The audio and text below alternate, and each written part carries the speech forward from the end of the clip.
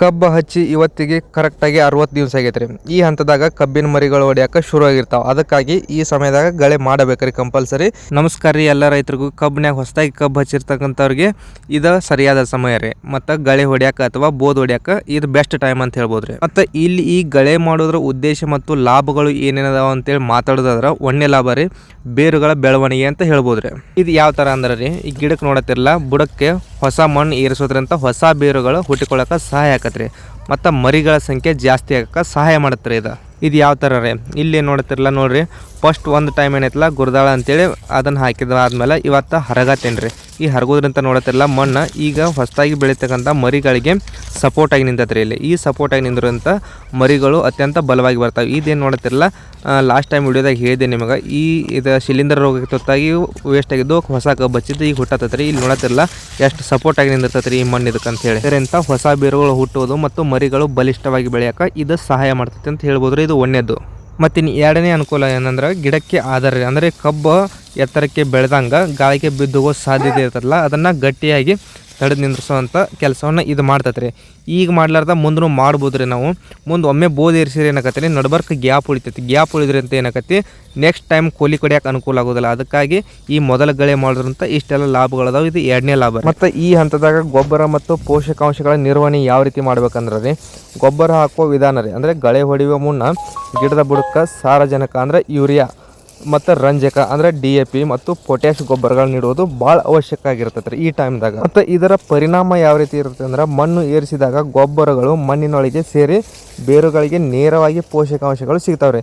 ಇದರಿಂದ ಕಬ್ಬು ಸದೃಢವಾಗಿ ಬೆಳಿತೈತೆ ರೀ. ಇದರಿಂದ ಆರಾಮ್ಸೆ 70 ರಿಂದ 80 ಟನ್ ಬೆಳಿಬೋದು ರೀ ಎಕರೆ. ಮತ್ತು ಈ ಕೆಲಸದ ಪ್ರಕ್ರಿಯೆ ಹೇಗೆ ಮಾಡೋದಪ್ಪ ಅಂತಂದ್ರೆ, ಎತ್ತುಗಳ ಸಹಾಯದಿಂದ ಅಥವಾ ಪವರ್ ಟಿಲ್ಲರ್ ಮುಖಾಂತರ ಬಳಸಿ ಮಾಡುತ್ತಿರುವ ಕೆಲಸ ಈ ವಿಡಿಯೋದಾಗ ತೋರಿಸತ್ತೇನಲ್ರಿ. ಈ ಥರ ಮಾಡ್ಬೋದು ರೀ ನೀವು.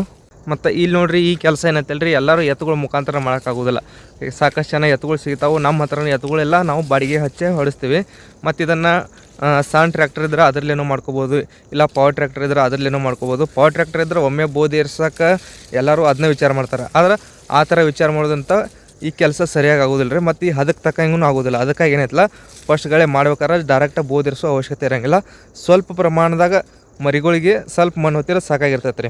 ಅದಕ್ಕೆ ಅವಶ್ಯಕತೆ ಇರುವಂಥ ಮಣ್ಣು ಹೊತ್ತಿರ ಅಷ್ಟೇ ಅದರ ಮರಿಗಳು ಜಾಸ್ತಿ ಹೊಡ್ಯೋಕೆ ಸಹಾಯ ಮಾಡ್ತೈತಿ. ಮತ್ತು ಬೇರುಗಳು ಚಲೋತ್ತಂಗೆ ಬಿಡ್ತಾವ್ರಿ ಇಲ್ಲಿ.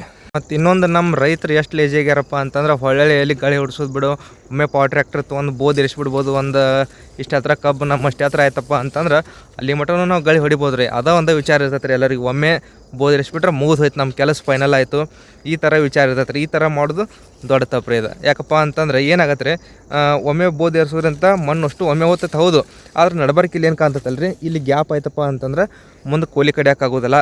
ಇದರಿಂದ ಅನಾನುಕೂಲಗಳು ಜಾಸ್ತಿ ಅದಾವೆ. ಒಬ್ಬರು ಇದ್ರೆ ಮಾಡ್ಬೋದು, ಅದು ಏನು ತಪ್ಪಲ್ಲ. ಆದರೆ ಇಳುವರಿ ನಮಗೆ ಅನ್ಕೊಂಡಂಗೆ ಬರೋದಿಲ್ಲ ರೀ. ಅದಕ್ಕಾಗಿ ಮತ್ತು ಇದೇ ಟೈಮ್ದಾಗ ಇನ್ನೊಂದು ಹೇಳ್ತೀನಿ ರೀ, ಫಸ್ಟ್ ಟೈಮ್ನ ಡೈರೆಕ್ಟ್ ಹರಕಾಗೋದಿಲ್ಲ ರೀ. ಇದೇನೈತಿಲ್ಲ, ಇದಕ್ಕಿಂತ 4 ದಿನ ಮುಂಚೆ ಈ ಥರ ಗುರ್ದಾಳ ಹೊಡಿದೀವಿ ರೀ. ಅಂದರೆ ಗುರ್ದಾಳ ಅಂದ್ರೆ 3 ತಾಳಿಂದ ಏನಿರ್ತೈತಲ್ಲ ರೀ, ಅದರಿಂದ ಕೆಬ್ಬನ ಕುಂಟೆಲೆ ಗುರ್ದಾಳ ಹೊಡೆದು ಮೊದಲು ಮಣ್ಣು ಸೈಲ್ ಮಾಡಿ ಆಮೇಲೆ ಇವಾಗ ಏನು ತೋರ್ಸತ್ತೀನಲ್ಲ ರೀ ನಾನು, ಈ ಥರ ಕಟ್ಟಿಗೆ ಕುಂಟಿಲೆ ಮತ್ತೊಮ್ಮೆ ನೆಕ್ಸ್ಟ್ ಟೈಮ್ 2ನೇ ಸಲ ಹರಗತ್ತೇನೆ ರೀ. ಇದಕ್ಕಿಂತ 4-3 ದಿನ ಮುಂಚೆ ಗುರ್ದಾಳ ಹೊಡೆದು ಮಣ್ಣು ಸೈಲ್ಗೊಳಿಸಿ ಒಂದು ಸ್ವಲ್ಪ ಅದರೊಳಗೆ ಏನು ಹಸಿ ಇರ್ತೈತಲ್ಲ ರೀ, ಅದು ಹಸಿ ಆರಿದ ಮೇಲೆ ಈ ಥರ 2ನೇ ಸಲ, ಇದು 2ನೇ ದಿನ ರೀ ಇದು. ಅಂದರೆ ಫಸ್ಟೇ ಇದಕ್ಕಿಂತ 4 ದಿನದ ಮುಂಚೆ ಗುರ್ದಾಳ ಹೊಡೆದು ಇದು 4 ದಿನ ಆದಮೇಲೆ, ಅಂದ್ರೆ ನೆಲ ಸ್ವಲ್ಪ ಎಲ್ಲ ಆರಿದ ಮೇಲೆ ಈ ಥರ ಮತ್ತೊಮ್ಮೆ ಹರಗತ್ತೇವೆ. ಇವಾಗ ನೋಡ್ತಿರಲ್ಲ ಮಣ್ಣು ಎಷ್ಟು ಸರಳವಾಗಿ ಸರಿತೈತೆ ರೀ ಸೈಡಿಗೆ. ಇಲ್ಲಿ ನೋಡ್ತಿರಲ್ಲ ನೇರವಾಗಿ ಈ ಹೊಸದಾಗಿ ಹುಟ್ಟಿರ್ತಕ್ಕಂಥ ಮರಿಗಳಿಗೆ ಸಪೋರ್ಟಾಗಿ ನಿಲ್ತೈತೆ ರೀ. ಮತ್ತು ಸ್ವಲ್ಪ ಪ್ರಮಾಣದಲ್ಲಿ ಮಣ್ಣು ಮಾತ್ರ ಸೈಡಿಗೆ ಬೀಳ್ತೈತಿ. ಈ ಸ್ವಲ್ಪ ಪ್ರಮಾಣದ ಮಣ್ಣು ಈ ಮರಿಗಳಿಗೆ ಸಾಕ್ರಿ. ಮತ್ತು ಇನ್ನೊಂದು ವಿಷಯ ನಾವು ಏನು ತಲೆಯಾಗಿ ಇಟ್ಕೋಬೇಕಂದ್ರೆ, ಇದೇ ಟೈಮ್ದಾಗ ಜಾಸ್ತಿ ಬೋದ್ ಏರಿಸೋದಂದ್ರೆ ಹೊಸದಾಗಿ ಮರಿಗಳು ಏನು ಹುಟ್ಟುತ್ತಿರ್ತಾವಲ್ಲ ಆ ಮರಿಗಳಿಗೆ ತೊಂದರೆ ಆಕತ್ರಿ. ಇದನ್ನು ಮಾತ್ರ ತಲೆಯಾಗಿ ಇಟ್ಕೋಬೇಕು.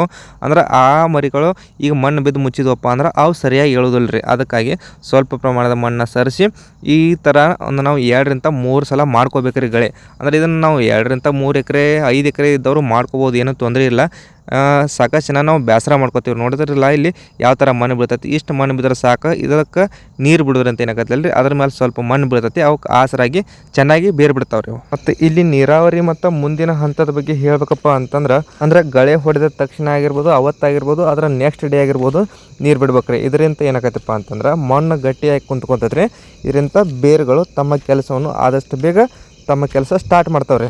ಮತ್ತು ನೀರು ಜಲ್ದಿ ಬಿಡಲಿಲ್ಲಪ್ಪ ಅಂದ್ರೆ ಏನಾಗತ್ತೆ ರೀ, ಈಗ ನಾವು ಸ್ವಲ್ಪ ಬೇರೆ ಹರಿದಿರ್ತಾವೆ ಇಲ್ಲ ಗಳೆ ಹೊಡೆದಾಗ ಒಂದೊಂದು ಇವು ಗಿಡಗಳು ಕಿತ್ತಿರ್ತಾವೆ, ಇವು ಏನಕ್ಕವಲ್ಲ ಒಣಗಿ ಹೋಗ್ಬಿಡ್ತಾವ್ರಿ. ಅದಕ್ಕಾಗಿ ಏನೈತಲ್ಲ ಇದಕ್ಕೆ ಜಲ್ದಿ ನೀರು ಬಿಡೋದ್ರಂತ ಅದ ಗಿಡಗಳು ಏನಂತಾವಲ್ಲ ನೆಲಕ್ಕೆ ಕುಂತ ಬೇರುಗಳು ತಮ್ಮ ಕೆಲಸ ಸ್ಟಾರ್ಟ್ ಮಾಡೋದ್ರಂತ ಯಾವುದೇ ರೀತಿ ಇಲ್ಲಿ ಮರಿಗಳು ನಾಶ ಆಗೋದಿಲ್ಲ. ಅದಕ್ಕಾಗಿ ಈ ಗಳೆ ಮಾಡಿದ ತಕ್ಷಣ ನೀರು ಬಿಡ್ಬೇಕ್ರಿ, ಇದಕ್ಕೆ ಕಾರಣ. ಮತ್ತು ನೀವು ನಿಮ್ಮ ಹೊಲದಾಗ ಈ ರೀತಿ ಗಳೆ ಮಾಡಿದಾದ್ಮೇಲೆ ಮತ್ತು ಡ್ರಿಪ್ನಿಂದ ಏನಾದರೂ ನೀರು ಹಾಸ್ತಿದ್ರಪ್ಪ ಅಂತಂದ್ರೆ ನೀವು ಕಡ್ಡಾಯವಾಗಿ ಕರೆಕ್ಟಾಗಿ ಎಲ್ಲ ಡ್ರಿಪ್ನ ಜೋಡಿಸಿ ಆಮೇಲೆ ನೀರು ಬಿಡ್ತಾ ಬರ್ರಿ.